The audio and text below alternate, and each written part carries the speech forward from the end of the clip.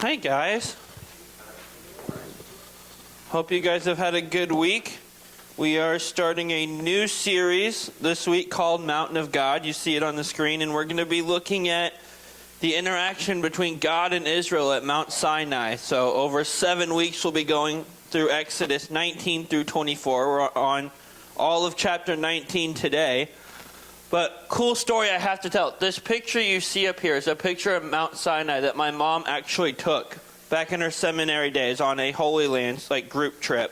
So really glad I get to use that. I have a photo album of that trip at my house if you guys ever want me to bring that in. But yeah, so cool picture. But I'm pretty sure one of the most used apps on my phone is the Reminders app, because I'm always afraid I'm going to forget stuff. So every single little thing I'll set a reminder for. If I've got food in the fridge that's been in there long enough, I know I need to finish it. I'll set a reminder to finish that at mealtime so I don't eat something else. If I'm going somewhere, I'll set a reminder, leave for lunch or leave to take this trip. I'm afraid I'm going to forget stuff. I use that Reminders app a lot on my phone. But think about how much of our lives are guided by reminders or calendars or notifications or alarms. They tell us when to wake up, when a meeting is starting, and we rely on them because if we didn't, we'd probably show up late or forget something or miss the moment entirely. Now, imagine the most important meeting of your life, one that actually matters for eternity. What if you didn't have a reminder or a notification? Or what if you showed up unprepared? How would you respond when God shows up to that?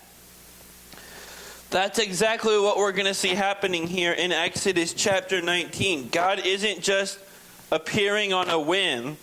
He's announcing his coming, and he's telling them to prepare. He says, on the third day I will come down on Mount Sinai, is what he says to Israel. And this wasn't about scaring them. It was about preparing them and making sure they were prepared for this meeting. And God gives those reminders because his presence matters, and preparation shapes that experience we have with him. So diving into our chapter, which, as I said, is Exodus chapter 19, kind of some background of what's happening before this. The people of Israel have been on this journey that began back with chains and brick in Egypt, that they were slaves in Egypt. Through Moses, God led them out of that slavery, and God has shattered Pharaoh and Egypt's grip on them. The Red Sea split. This has all already happened, and the people are safely moved through that. And their hunger had been met with manna, and their thirst had been met with water from a rock, and God has been taking care of them through this wandering.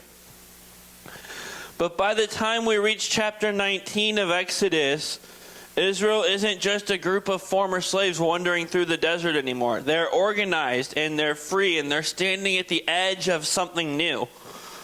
What began as this rescue mission to rescue them out of slavery is about to become a relationship that God didn't just save them to get out of Egypt. He saved them to draw them closer to himself. And chapter 19 is the moment where that redemption starts to turn into this revelation that they learned.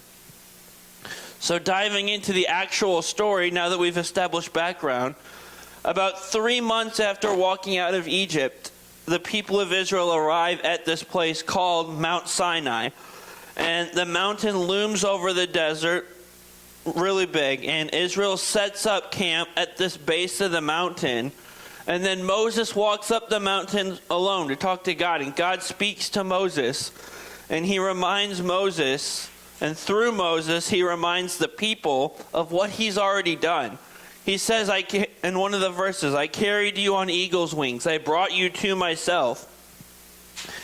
And then he tells them why, that they are not just rescued people, but they are chosen people. God declares his desire for them to be a treasured possession and a kingdom of priests and a holy nation. But God comes down, and the people must get ready for him to come. They are told to consecrate themselves and wash their clothes and prepare their hearts. And boundaries are set up around the mountain, not to keep God away, but to keep the people alive. So on that third day, the mountain awakens. Thunder cracks across the sky. Lightning flashes. There's this thick cloud that's settling at Mount Sinai. And fire even descends. And the sound of a trumpet grows louder and louder, and the mountain is trembling. And this is God appearing. And they learn this God is not like the gods of Egypt, who were manageable and predictable and small. This God is holy and dangerous and overwhelming. And even Moses feels the weight of this. The people realize something unsettling. They realize that they want God's presence, but His holiness is scary. It's terrifying to them. They want that relationship, but they aren't ready for His nearness. A barrier still stands between them and this relationship they want to have with Him. And the barrier isn't the mountain, but it's their own unholiness. God doesn't crush the people beneath His glory, though. Instead, He gives them instructions. He reinforces these boundaries that He instructed Moses to set up around the mountain. He calls Moses back up the mountain as a mediator. As the people remain at the bottom, they remain at a distance, but they're not abandoned. The mountain does burn, but Israel survives. And by the end of chapter 19, everything is in place. The people are prepared. Moses is positioned. God is ready to speak His law, not as a means of salvation, but as a guide for an already redeemed people. And Exodus chapter 19 ends with anticipation hanging in the air as a holy God has drawn near, and a trembling people are waiting below. They're waiting at the bottom of the mountain. And the next words that are spoken will shape their lives forever.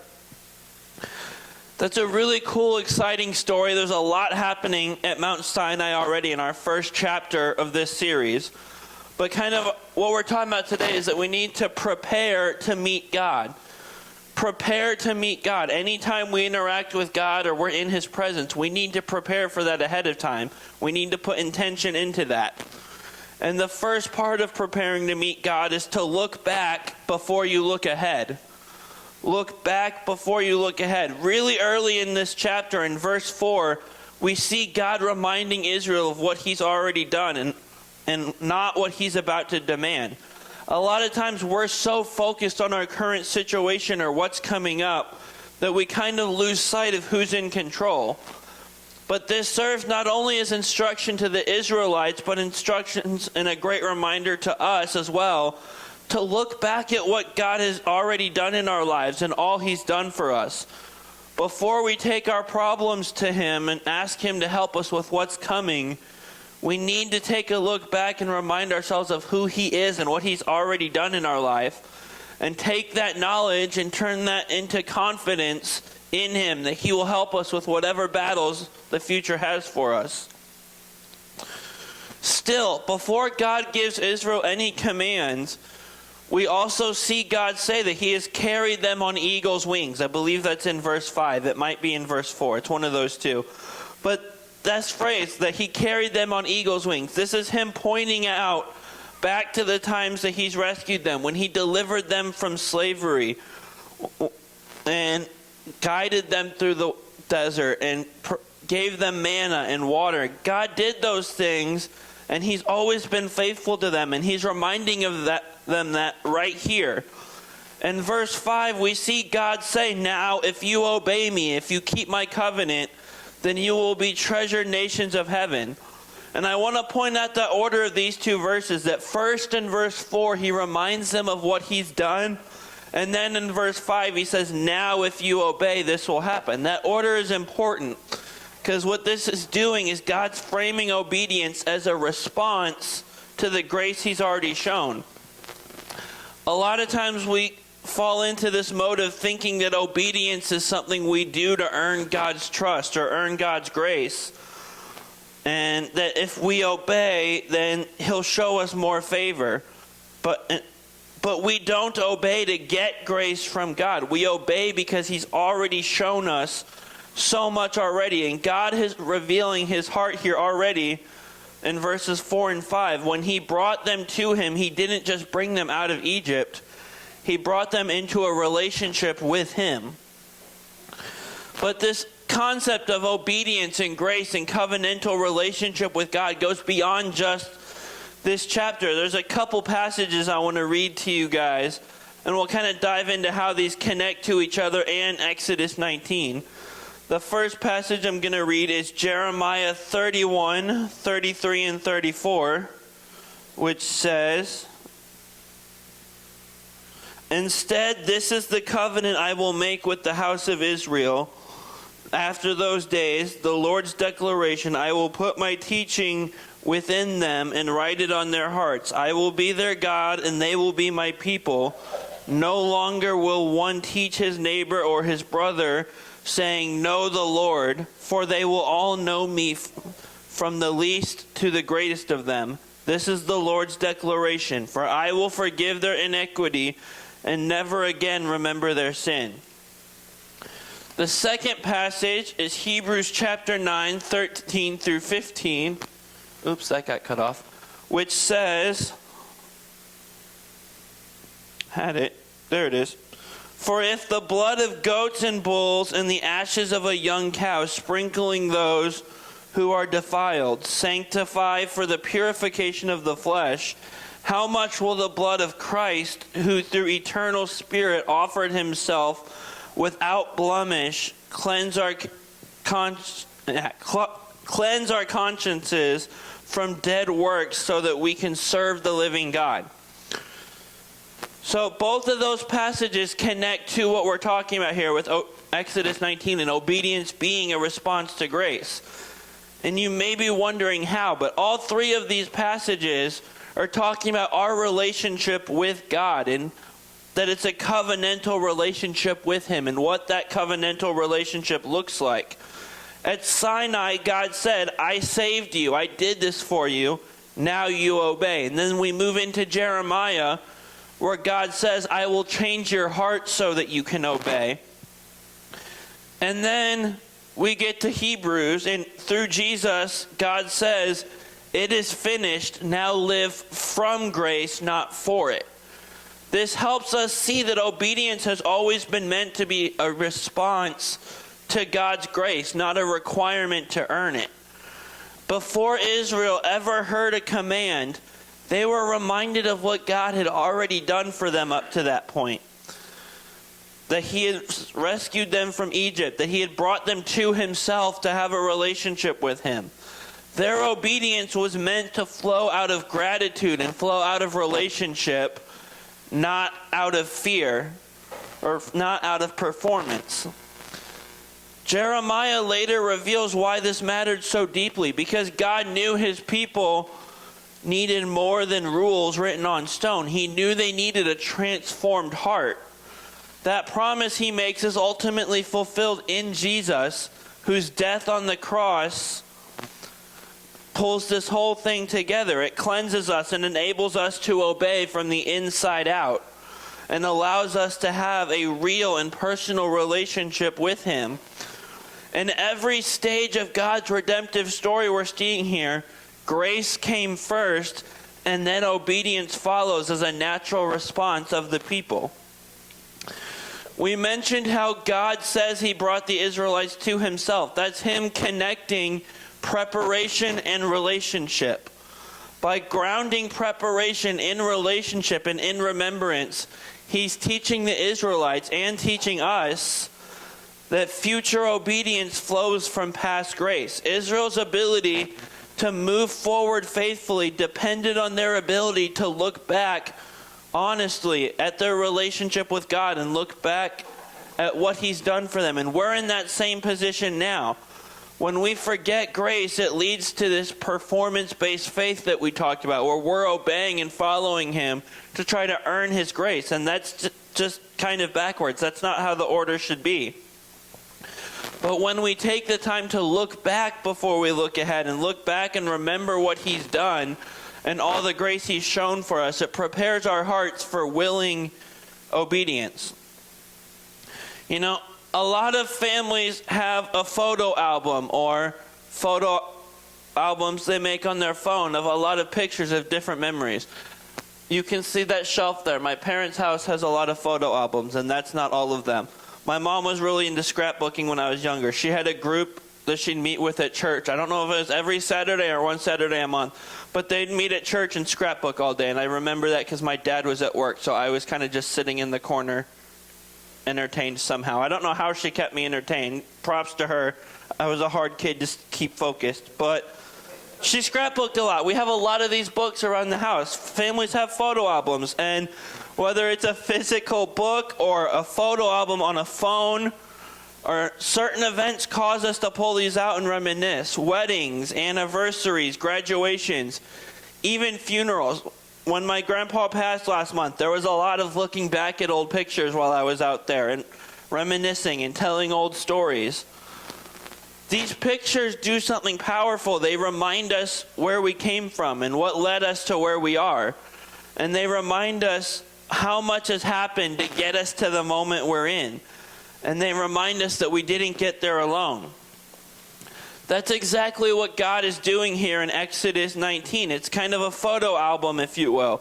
Before he gives commands, before he calls them to obedience, he pulls out the photo albums of what he's done for them so far, that he led them out of Egypt, that he provided them manna and water and provided them direction through the desert as they wandered. God isn't shaming them when he's doing this. He's not saying, look how great I am. He's shaping them and he's grounding them. God knows that people who forget their story will struggle to trust him with the future. But people who remember God's faithfulness and are prepared to follow him wherever he leads next, and they take the time to look back, will have the confidence to move forward. Preparation to meet God begins with remembrance. Before we ask, what do I need to do? God invites us to look back at what he's already done. Before we ask ourselves what God wants from us, we need to ask what he has already done. Before we can serve him, we need to remember who we're serving and why. We need to remind ourselves of who that God is, that he is good, and that he is faithful, and that he is so many other things. Remind yourself that daily of what he's done in your life.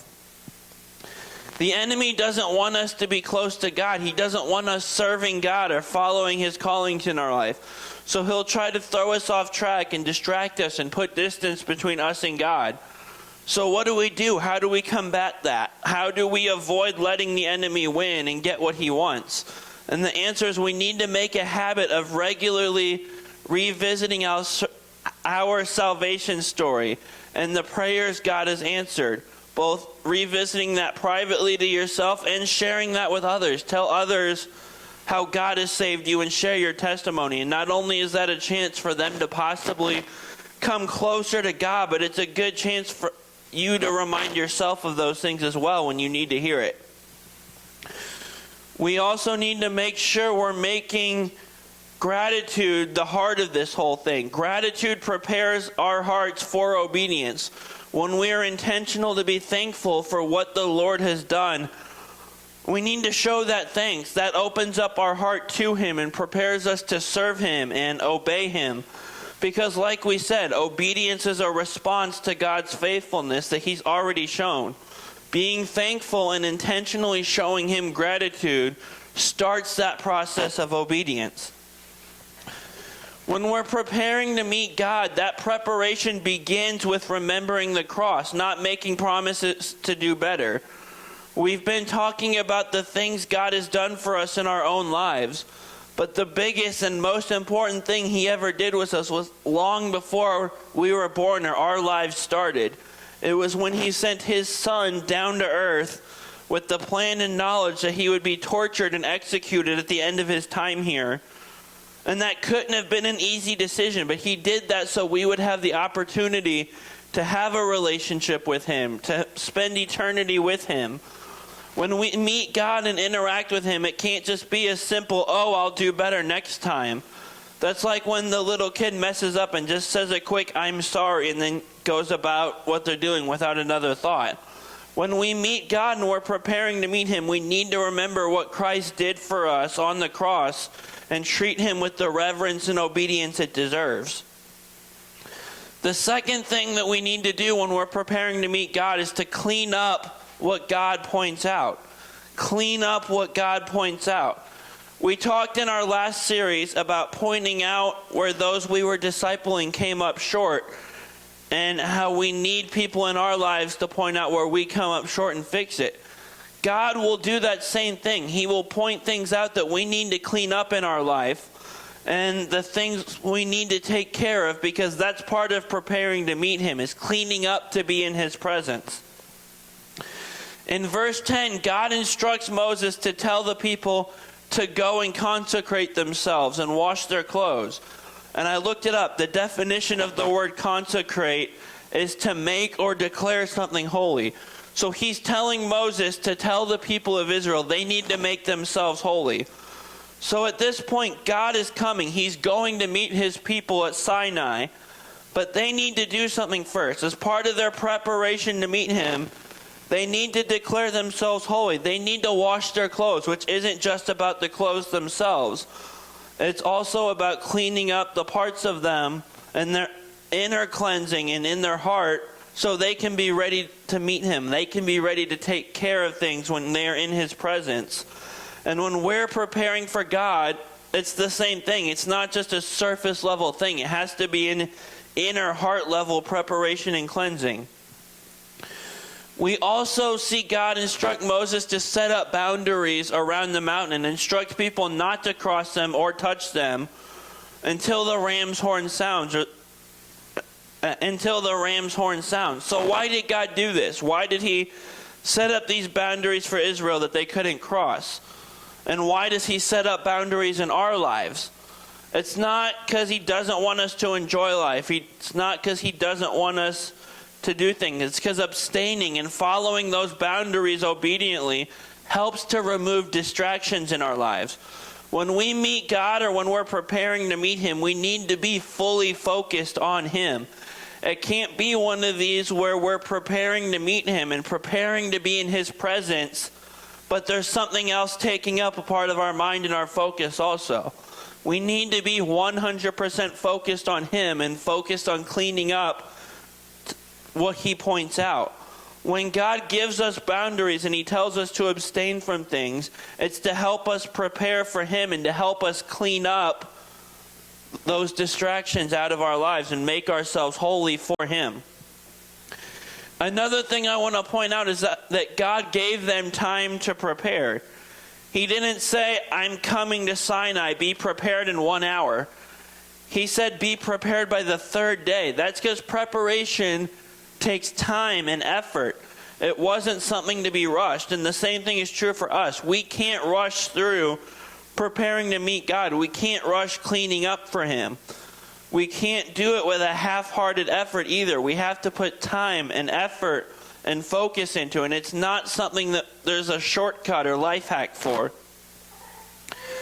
This thing we're talking about, this cleaning up ourselves for God and cleaning up for the things he points out, this isn't optional. It's important that we know this. We have to do this. This is a required part of preparing to meet God and preparing to be in his presence. Making ourselves holy is not optional when we're preparing to be in the presence of a God who is already so holy. Have any of you ever packed to go on a trip before? I assume we all have. From what I've noticed, there's two types of packers. There's ones who have their list of every single thing they need, and they're gathering it over the course of weeks ahead of time, and they're super prepared. Then there's the packers like me and my dad who know what we need, but will fill our suitcase the night before, or if we're leaving late enough, the morning of. I've only done that one a few times, but I usually pack the night before, admittedly. But anytime you're packing for a trip, whether it's you're packing out 1 or 2 weeks in advance or you're packing the night before, it's kind of the same process. You lay everything out, your clothes, your shoes, whatever extra things you need. And at first it all seems necessary, but then reality sets in and you realize your suitcase is too full and some things have to be left behind. So you start asking these questions. Do I really need this? How long am I going to be gone? What am I actually packing and preparing for? Because packing isn't just about what you bring. It's also about what you choose not to bring. And preparing to meet God works that same way. In Exodus 19, God calls the people to consecrate themselves. That means intentional preparation. It meant focusing on what mattered for the moment and setting aside what didn't. God wasn't asking them to carry everything from their past into his presence. Many of us want to bring everything with us, our habits, distractions, unresolved sin, old baggage, and still expect to experience God fully. But preparation requires discernment. Some things aren't sinful, they're just unnecessary and maybe distracting. And some things have no place coming into that holy moment when you're in God's presence. God's call to consecration is his invitation for us to pack wisely, not to earn his presence, but to be ready for it. And sometimes the most spiritual decision you can make is choosing what to leave your mind so your heart is free to encounter God to the fullest. So as you go about your lives each day, ask God to reveal to you what needs to be cleaned up. Because we all have things in our lives that need to be confessed or surrendered or removed because they don't bring us closer to God. And maybe they're even harmful in our effort to make ourselves holy for him. We need to ask him to identify what those are in our own lives and ask him to identify what's distracting so we can start preparing for him. But it doesn't stop there. Once he identifies that, we need to then ask him to help us get rid of them. And I'm warning you guys, that part probably won't be easy. A lot of times, preparation will involve repentance or forgiveness or require you to make hard changes and prune some things out or admit mistakes and things that we don't enjoy doing that aren't easy to do because it's hard to admit when we screwed up. It's hard to admit when things are our fault. But in order to clean ourselves up for God and clean up what he points out, we have to be able to put in the work and do these hard things. Sometimes God will ask us to step back from good things as well in order to focus on the best thing.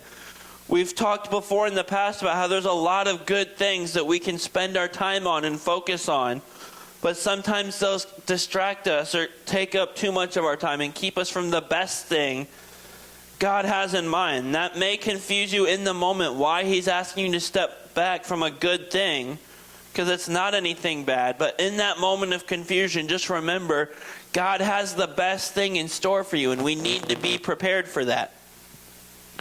Spiritual growth often requires saying no in order to make room for God. Show of hands, who here has ever felt like their schedule is just too full? Yeah, we've probably all felt that way at some point. Probably all of us. Like when your schedule is full and hectic and you have a million things to do, it's hard to make room to spend time with God. If we want to grow spiritually and we want to clean up the things he's pointing out to us, that means we have to say no to some things and turn some things down in order to make sure we have time in our schedule to spend time with him and grow deeper with him. The third part of preparing to meet God is that we need to stand ready when God speaks. Stand ready when God speaks. When God does show up to Mount Sinai, he shows up in power. Like we said, there's thunder and lightning and smoke, and the ground even trembles at his presence. It was far off from just a quiet arrival. But this wasn't just a dramatic display for the sake of being dramatic and making a spectacle. It was a revelation. This was God showing his people that he is holy and powerful and that he's not to be approached casually or flippantly. Preparation mattered for the people of Israel because the God they were meeting was glorious and overwhelming. And preparation matters for us because the God we're meeting is that same God they met back then that's still just as powerful and just as glorious and can do all those things. Because the people of Israel prepared, they were positioned and ready when God showed up. They weren't frantically scrambling around like headless chickens when he showed up. They weren't distracted. They weren't unengaged. They were standing at the foot of the mountain, not going past the boundaries, and waiting with expectation. Now, preparing to meet God didn't eliminate their fear. Like we said when we were going through the story, still realized there was fear in them, that they weren't ready yet. And it won't eliminate fear in us either, but what it did do for them was it replaced their chaos with readiness. And when God spoke, the people were ready and Moses responded. This moment shows us that when we meet God and when we enter his presence, it's not a passive encounter, it's an active one. God speaks to his people and they must respond. Moses talks with God and God answers him. This isn't just a one-sided conversation where God does all the talking and then the Israelites just listen and don't respond. It's a back and forth. He talks and they have to respond. Moses asks him questions and God responds. God's presence demands more of us than just observation. It demands attention and it demands response.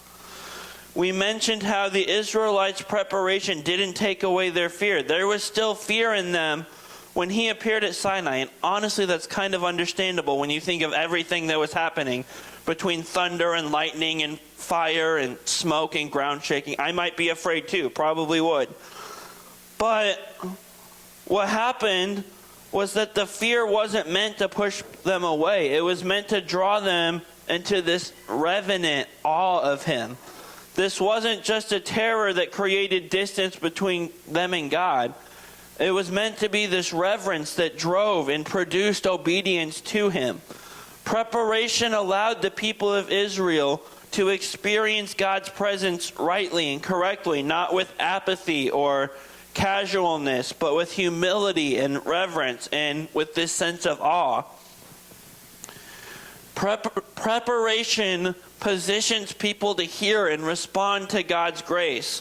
When we stand ready, his presence won't overwhelm us into standing still or running away. It will move us towards God and move us towards obedience to him and worship of him.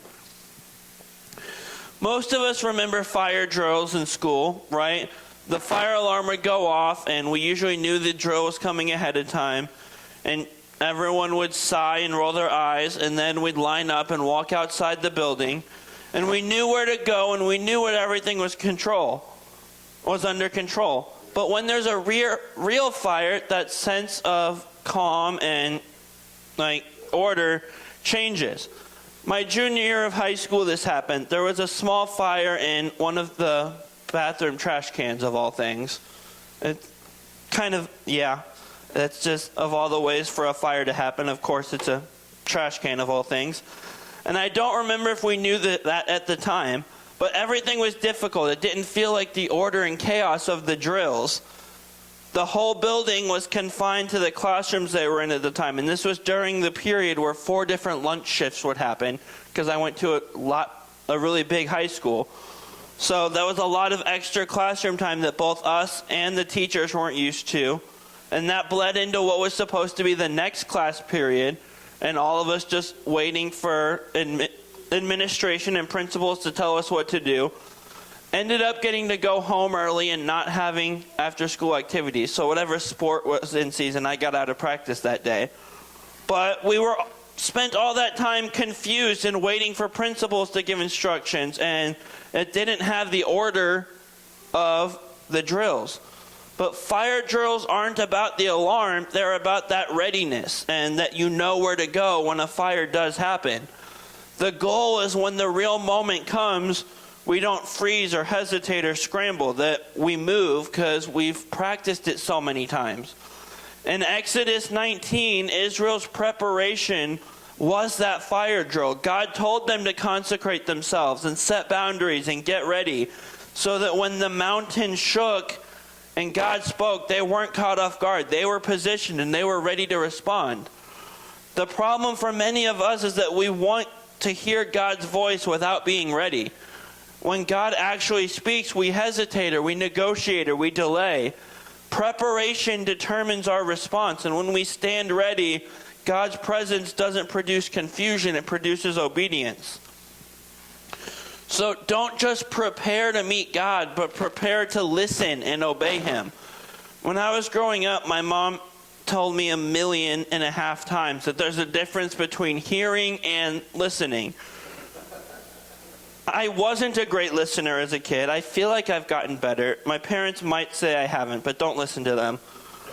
But there would be times she'd be talking and telling me this and going on for a while and would stop in the middle of what she was saying to ask me what she'd just said, because I'd be just lackadaisically looking off, or she could tell I was thinking about something else. And usually she was right. I wasn't listening. Every now and then I'd be looking around the room, though, and she'd stop and ask me what she said, and I'd rattle off the last, 3 sentences she had said before that perfectly, which drove her nuts, but I felt triumphant in those moments. I asked her this week, I'm like, did that actually drive you nuts? It felt like it did, and she said, of course it did. But even then, I probably wasn't actually listening. I heard what she was saying, but I was still looking around at who knows what, because, not great attention span as a kid. But she was right ultimately. There is a difference between just hearing and then listening and taking that in. And when we prepare to hear God speak, we need to prepare to listen, not just prepare to hear. We've talked a lot about making things like scripture and worship and prayer a part of our daily routine. But there's a danger and a trap that we need to be aware of in that so we can avoid it. And a lot of times when something becomes habit or routine, we start to do it out of habit or do it because it's routine. And don't get me wrong, you can still benefit from that, because any time we spend with the Lord is a good and positive thing. But if we come to Scripture and worship with this mindset of expectation and that we're expecting to get something out of it and not just doing it because it's part of our routine, that really opens up what God can do and can open up to have a huge impact. Preparation means availability, not just attendance. It's not enough to just be present, but we need to open ourselves up to the Lord and be willing to have Him change us and transform us, or even send us somewhere and be willing to go where He sends. We need to prepare to meet God. At Mount Sinai, the people were told to keep their distance. Boundaries were set. The mountain shook. God was holy and the people were not ready to approach Him on their own. Only Moses could go up the mountain, and everyone else stood back in awe and fear. But because of Jesus, everything changed. Jesus did what Sinai couldn't do. He lived the perfect life that we couldn't live. He died the death we deserved. And through the cross, He tore down those barriers between a holy God and a sinful people. We no longer stand back at a distance. We are invited to draw near to Him. That verse we read in Hebrews tells us that we have not come to a mountain of fear, but to grace. And yet, while grace gives us access, preparation will shape our response and our experience. So the invitation today isn't to earn God's grace, but to be ready for it, and that we need to remember to thank Him for it. What is God asking us to lay down? What is He asking us to confess or clean up or ready our hearts for? If God speaks through His word or His Spirit or His calling, are we willing to obey whatever that is? This isn't about just trying harder. It's about responding rightly. Jesus has already made the way, and the question is whether we will prepare our hearts to walk in that way or not. So as we leave today, don't stand at a distance from Him. Don't stand behind these boundaries at the bottom of a mountain anymore. Remember that His grace lays down what doesn't belong, and stand ready to respond, because God still meets prepared hearts. Let's pray. God, thank You so much for Your Son and everything He did for us on the cross and giving us a chance to have a relationship with You. And thank You for this whole interaction at Mount Sinai that we're going to be looking at in this new series, and what we can learn through You and through Moses and through Israel. Amen.